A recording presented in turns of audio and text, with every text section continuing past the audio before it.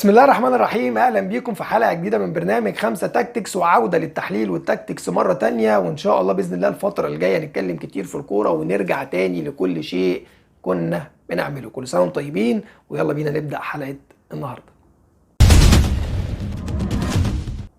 الحلقه النهارده بعنوان الزمالك يفوز على المصري ومحمود البنا. حكم اللقاء اللي بيتغاضى عن احتساب ضربه جزاء على المصري، لمسه يد واضحه على لاعب المصري، ولكن بيحتسب ضربتين جزاء على الزمالك بطريقه غريبه جدا. حتى ضربه الجزاء اللي حسبها للزمالك الحارس اتقدم عن الخط قبل ما اشرف بن شرقي يشوط الكوره وبيصدها، ما بترجعش تتعاد تاني، مع انها بتتعاد في اي مكان تاني او اتعادت قبل كده للزمالك، ولكن مع الزمالك عادي جدا. الحارس صدها مفيش مشكله. الحكم في طرد احمد رفعت بيقعد قدام الفار تقريبا دقيقه كامله، مش عارف هو هيحسب ايه او مش عارف يقول ايه، مع ان الكره واضحه جدا. ما عادش كل الفتره دي هو بيدور على ضربات جزاء الزمالك وحسبها بسرعه جدا. سبحان الله، للزمالك عادي، ولكن وانت بتفكر تطرد لاعب المصري واقف قدام الفار اكتر من دقيقه، مش عارف بتفكر في ايه وبتشوف ايه. اللقطه واضحه وصريحه. الزمالك بيعاني مع الحكام وده الطبيعي وده اللي بقى واضح، ولكن الزمالك بيتغلب على المصري والحكام والحمد لله. وان شاء الله نفضل الفتره الجايه نتغلب على الحكام، لان كل ما الزمالك بيفضل على المقدمه كل ما الحكام هتحاول توقعنا. ان شاء الله مش هنقع، ان شاء الله مكملين بامر الله. الزمالك بدأ اللقاء بخطته المعتاده 4-2-3-1. كارترون بيقرر يعمل روتيشن غريب، انا مش عارف ايه هو الروتيشن ده بالظبط. الروتيشن بيتعمل في توقيتات معينه، او الروتيشن بيتعمل في مباريات معينه، او الروتيشن بيتعمل في توقيت معين من الموسم. الزمالك بينافس على الدوري ومش محتاج انه يخسر اي نقطه الفتره اللي جايه، بالعكس الزمالك محتاج انه يلعب كل الماتشات اللي جايه ماتشات كؤوس. بتريح ايه؟ تريح مين؟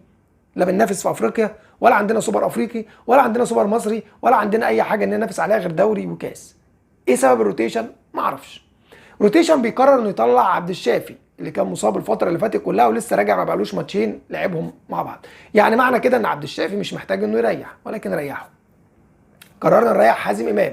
ممكن اتوقع التغيير ده واقول انه تغيير مثلا كان بيفكر فيه انه المسلوسي يلعب على احمد رفعت، لان المسلوسي بيجيد شويه دفاعيا وممكن يتغلب على احمد رفعت دفاعيا، وده شفناه الى حد ما داخل الملعب. ولكن اسلام جابر بينزل بعد عوده شيكابالا، مع ان المباراه اللي قبلها مباراه طلائع الجيش اسلام جابر لعب في نفس المركز وما قدمش اي حاجه خالص. ولما راح ناحيه الشمال ورجع زيزو لمكانه الطبيعي، زيزو عمل مباراه رائعه. وامبارح برضو لما قرر انه بعد 10 دقائق من المباراه يتلاشى اخطاء الماضي، اخطاء مباراه طلائع الجيش، ويحط اسلام جابر ناحيه الشمال واحمد سيد زيزو ناحيه اليمين وبن شرقي في العمق كبلاي ميكر، الزمالك ظهر له شكل وظهر له خطوره من ناحيه اليمين اللي كان احمد سيد زيزو واخدها لحسابه. كارترون بيعمل روتيشن في توقيت غريب. كارترون تغييراته الفتره اللي فاتت غريبه. كارترون بيحاول يفكرني بالموسم اللي فات لما كان بيعمل روتيشن على الفاضي وعلى المليان. الروتيشن ده هو كان سبب خساره الدوري، كنا بنفقد نقاط كتيره في الدوري، بس كنا بايعين الدوري بنقول احنا بنفكر في افريقيا. ولكن اللي بيحصل حاليا لا، انت مش بايع الدوري. وحاليا اللعيبه مش محتاجه تستريح، في بعض اللعيبه محتاجه تستريح ولكن في توقيت معين. اللعيبه الاساسيه لازم تنزل تلعب، تفوز او تكسب بفارق هدف او هدفين. انت ممكن تريح اي لاعب وتحاول تنزل لاعب تاني، ولكن انك تعتمد على لعيبه من بره ما لعبتش بقالها فتره في مباريات معينه عشان تعمل روتيشن، فالروتيشن مش مهم قد الفوز. الفوز اهم بالنسبه لي من الروتيشن. اللعيب ريح ما ريحش على اخر الموسم نبقى نشوف ايه اللي هيحصل، ولكن طول ما اللاعب واقف على رجليه دلوقتي ما ينفعش اللاعب يريح. عبد الشافي ما ينفعش يريح، حازم امام طول ما هو بيديك مستوى كويس هجوميا ما ينفعش يريح، اسلام جابر ما بيديش اي حاجه الفتره اللي فاتت، وشيكابالا كان مقنع جدا الفتره اللي فاتت قبل التوقف، قبل الوقوف او قبل التوقف اللي خده او قبل الايقاف اللي خده. يبقى شيكابالا يكمل، شيكابالا يرجع يكمل. اللعيب الجاهز يلعب، مفيش حاجه اسمها اللعيب تعب فهنعمل له روتيشن. تعب على ايه؟ تعب على ايه؟ الموسم لسه في نصه، وغير كده اننا ما بنلعبش في اي بطوله تانية. لما يتعب لما نكون مضغوطين في بطولات تانية، ولكن احنا مش مضغوطين في بطولات تانية. ولكن حاليا لازم نفكر في الفوز، الفوز بيجيب فوز. فمعنى انك تفوز هو ده اهم شيء انت محتاجه، مش محتاج اي حاجه تانية. اللاعب اللي يتعب منك او تحس انه هنك بعد كام مباراه مفيش مشكله نريحه، ولكن حاليا مش مفيش اي حاجه تستحق الاستراحه بصراحه، او تستحق ان اي لاعب يريح في الفتره الحاليه. ده نتفق عليه عشان الروتيشن اللي هيجي الفتره الجايه انا متوقعه كتير جدا. هيبدا كارترون ينزل لعيبه ويطلع لعيبه، وحاجه غريبه المره اللي فاتت عمل تغييرات غريبه واسامه فيصل انقذه، لان التغييرات كانت غريبه جدا. لعيبه بتنزل اماكن لعيبه تانية وحاجات غريبه كانت في الملعب. امبارح كانت التغييرات الى حد ما كويسه، وخاصه تغيير عبد الشافي وحازم امام، انك بتقرر تنزل 2 باكات بيقدروا يقوموا بالدور الهجومي ويقدروا يرجعوا بسرعه ويرتدوا، عندهم سرعات.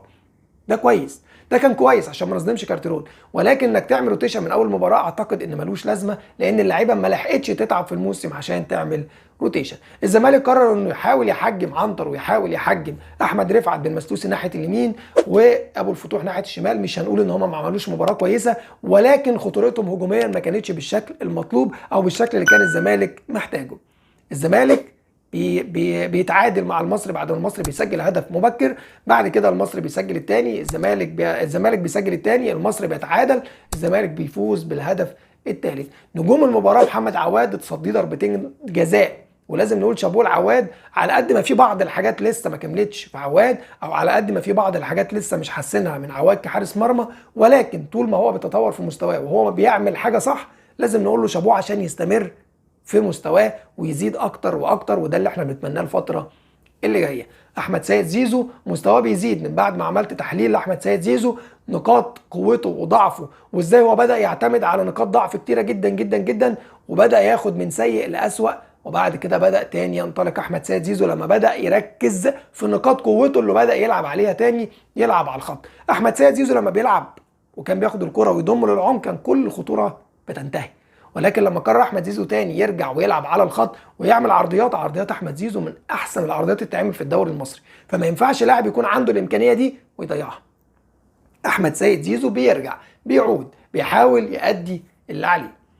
عبد الشافي بيقدم مباريات قويه جدا، ولازم نقول له شابوه في حلقه النهارده، لانه امبارح خلص مباراه صعبه جدا جدا بكره كانت ميته كان هينتهي بعدها الماتش، بيقرر انه ياخد منها ضربه ركنيه اللي جه منها هدف الفوز. عشان كده عبد الشافي بقول ما ينفعش يبقى بره الملعب، لان عبد الشافي اصلا ما لحقش يتعب.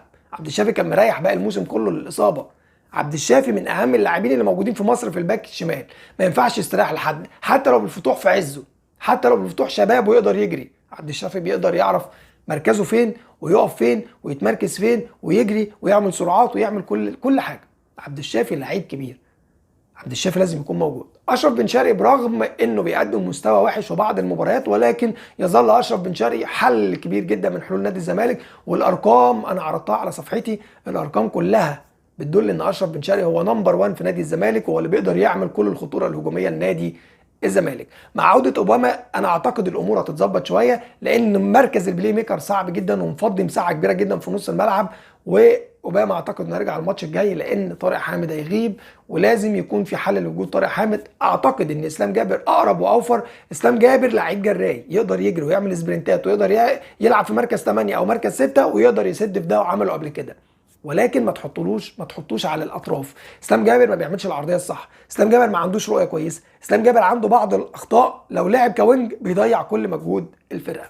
ممكن يلعب المباراه اللي جايه مكان طارق حامد او المباراتين اللي جايين على حسب، وان شاء الله يقدر يسد ويبقى كويس في الماتشين الجايين. محمد عبد الغني مستواه للاسف في تذبذب غريب، مستواه بيقل، مستواه مش هو ده محمد عبد الغني بتاع الموسم اللي فات. محمد عبد الغني لازم يراجع نفسه، كل الحركات اللي بيعملها عبد الغني، كل التصرفات اللي بيعملها عبد الغني، كل التمركز، كل البطء اللي عند عبد الغني غريب جدا ما كانش موجود فيه قبل كده. اتمنى ان عبد الغني ياخد باله من القصص دي، اتمنى ان عبد الغني كمان التحاماته تبقى اقوى من كده واشد من كده، كان دايما بيلعب بدماغه، حاليا عبد الغني بقى نفسه عن الكوره، ودي اكبر مشكله تضيع الفرقه بسهوله جدا.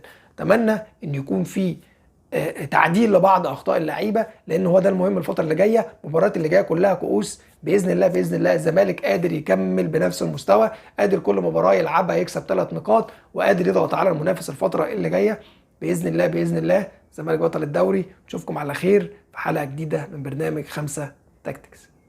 السلام عليكم.